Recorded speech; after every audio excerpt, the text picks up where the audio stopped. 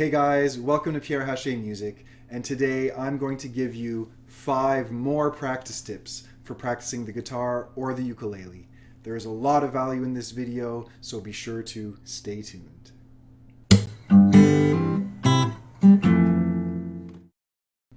As always, if you're new here, be sure to subscribe down below, click the thumbs up. I really appreciate the support. There's lots of great tips in this video and more on the way, so be sure to click the bell icon as well to be notified when my other practice tip videos will be coming out. My first practice tip for today is to work on fundamentals.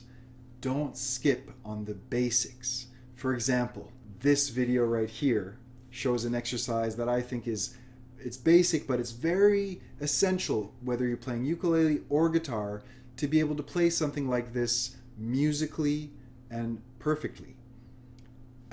Do so slowly, as I mentioned in my previous tip video, but working on the basics really is important and will help you play things with good fundamentals and play more advanced things much more soundly. So when I say basics, I mean scales. Can you play your C major scale? Can you play a transition from a C chord to a G chord perfectly? Can you play some bar chords? So you want to work on these fundamental things that will open up many doors in the future. So don't skip out on fundamental exercises, or if there's one little spot in a song that's giving you trouble, make sure that you can master that. Fundamentals are key. My next tip for today is to log your progress. It can be very useful to, even if it's just for a week or a month, give yourself the goal of writing down how much you practice, for example, 20, 30 minutes a day. Keep track. Or you could write down the specifics. What did you work on today? Scales and chords. Okay, maybe next practice session you'll work on this song or that song. Okay, maybe next practice session you'll touch on bar chords or finger picking. So if you keep track, you'll notice what you're shying away from, and you'll also notice what you tend to practice and what you like to practice more. So it's good to be aware of this. You could also log your progress in regards to metronome markings to get very specific. So for example, if you're working on a pentatonic scale, a major, a minor scale, what speed do you practice it at? Start slow, 60. Next practice session, 70, 80 beats per minute. Next practice session, you try 100. So this way you can gradually keep track of where you're at and then notice, okay, at a 110 BPM, it starts to break down. So maybe the next practice session, you'll do it more at 100 and then try again at 110. So you can be very systematic in this way.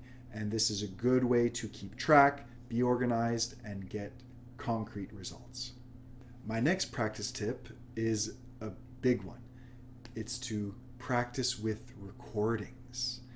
You can sing along to your favorite songs or to the song that you're working on, for example.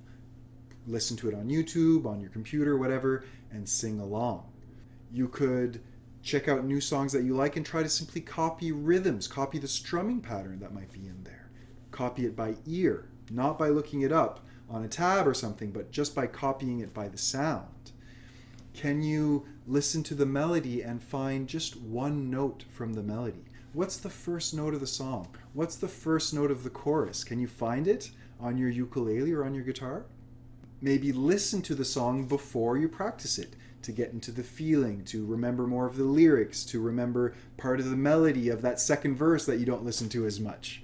So just getting into the recording before you practice the tune can really help. And eventually, the goal here would be to be able to lift or copy music directly by ear. This is a little more advanced. It's something that jazz players do a lot, but it's simply to take a few notes and then try to find them on your instrument. Find the first chord to the chorus, or what's the last chord of the song. So this can be challenging at first, but this would be the eventual goal. My next tip, the fourth tip for today, is to use a timer when you practice. Quite simply, set a timer for 10 minutes, 20 minutes, 30 minutes. Maybe you're looking to practice an hour, and get into the zone, practice. Don't look at it, put it aside, but commit to continuing to practice in a focused way until the timer is up. So maybe, start within your comfort zone. If you want to do 10 or 15 minutes, that's great. Set the timer for that and make sure you have 10-15 minutes of focused practice. Personally, I like to go in 20-minute chunks. I'll set the timer for 20 minutes and get in there. I find that's a good amount of focus for me. Then I'll take a break and do another 20 minutes later in the day. So whatever works for you. But setting a timer can really help to be held accountable for how long you practice and know exactly how long you're practicing. My last tip for today applies to people that like to strum and sing songs. And I find myself repeating this to students a lot. It's quite simply to strum without singing. Sometimes it's hard to line up the lyrics with the strumming pattern and to get that correct rhythm between the two. It's kind of like working out a drum beat. But one of the best tips I have for them is to simply strum through the pattern many times without singing. Make sure that that's mastered before you start to add the vocals. And then when you do add the voice, even start with one word or just one line of lyrics at a time. But that mastering of the strumming pattern slow without singing can really, really help to put it all together in the end. So that's to say, maybe hold off a few days or even a whole week before trying to add the lyrics. That can really help for sections of songs or songs that are tricky to strum and sing at the same time. I hope you guys found these tips helpful. Make sure to hit the thumbs up. There's links in the description to other related videos, as well as my ukulele and guitar playlists and free samples of my books. So be sure to check those out. Thanks for sticking around. I really appreciate it. And stay tuned. More guitar and ukulele content on the way. See you guys in the next one.